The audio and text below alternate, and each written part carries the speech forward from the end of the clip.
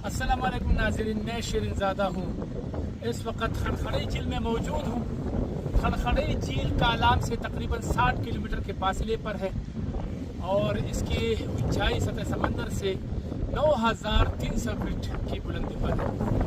और अगर आप कालाम से आना चाहते हैं तो जीप के ज़रिए आप यहाँ पहुँच सकते हैं। और यहाँ पर अगर आप पहुँच जाते हैं तो बहुत ही ज़्यादा शानदार नज़ारे हैं, सुहाना मौसम है। और एक बात मैं आपको और बता दूं कि तकरीबन 3 घंटे में आप यहाँ पहुँच सकते हैं। तो यहाँ से आगे फिर बहुत सारी झीलें हैं, बहुत ज़्यादा मतलब मेडोज़ है। लेकिन बुनियादी तौर पर खड़खड़ई झील अगर आप देखें तो इस वक्त 2022 के सैलाब में इसको काफ़ी नुकसान पहुँचा और इसमें जजीरे बन गए और काफ़ी इसको नुकसान पहुँचा है। लेकिन बहरहाल अगर आप आना चाहते हैं तो कालाम से 3 घंटे लगते हैं।